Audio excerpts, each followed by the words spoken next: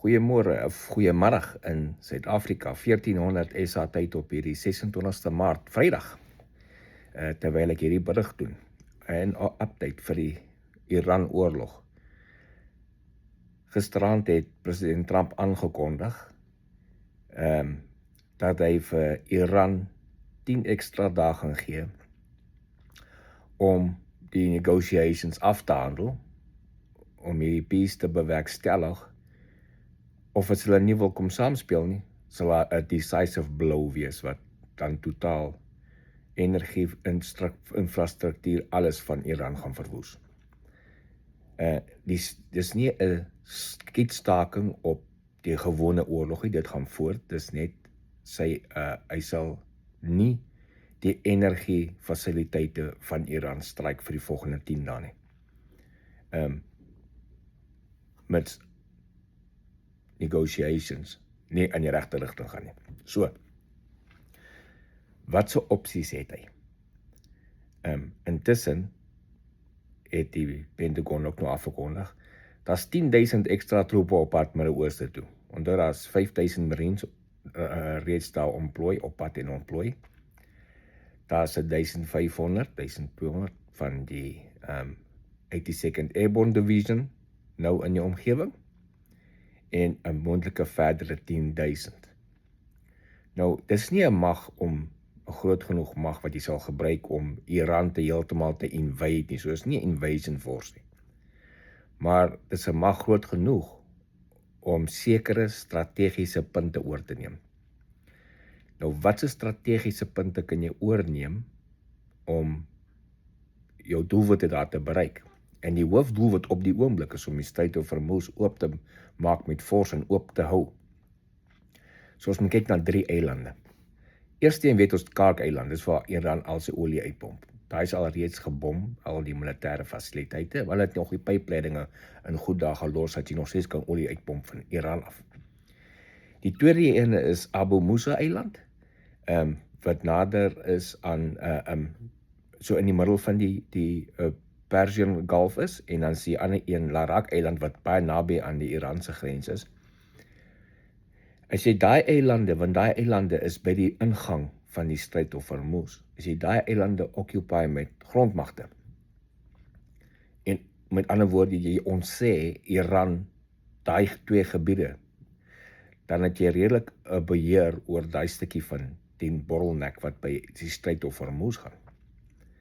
So, dis die options wat president Trump het met allerlei ekstra magte. Hy kan troepe en wapens daar sit op daai eilande beheer, en dat Iran nie van daar af bote of iets kan lanseer, drones, missiele op skepe wat daar deurgaan nie. Onthou het eergister aangekondig, het president Trump aangekondig, Iran, deel van hierdie negotiations, het Iran vir hom 'n baie groot persent gegee as a sign of goodwill van die. En party van die media het gesê, ja, hy praat stront en al die tipe van dinge, en het nou uitgekom. Hy het sy persent gekry. Hulle het gister 10 olietankers deurgelaat deur die Strait of Hormuz. 10. En hulle het almal onder Pakistan vlag gevlieg. So, kyk nou hoe is die ander lande ook betrokke al. Iran, Indië, Pakistan en al die ander, ons gister ons aangekondig, 30 ander lande gaan toetree tot help om die stryd oop te force en oop te hou. So, daar is die groot geskenk wat Trump van gepraat het, in nou die antropinies. So, intussen, in die laaste 48 uur, Iranse, die IRGC, sy Navy Chief, uitgehaal. So, daar is nou nie meer, en hy sê oor die Strait of Hormuz beheer het, met sy vloot, wat oor is. Hy is uitgehaal, so die brein agter daai stukkie gedeelte is ook nou uit. En intussen gaan strikes voort op Iran, spesifiek in die Strait of Hormuz area, daai Weskus van Iran, daar op die eilande waar hulle nog wapens en goeders kan hê, en enige bote, oorblywende small patrol boats wat hulle meer as 1000 van gehad het, die Iranse vloot, wat hulle mee kan rondry en vinnig 'n drone lanseer of 'n missiel lanseer of 'n torpedo lanseer, jy weet, of 'n paar seemyne lê, besig om daai impak uit te haal.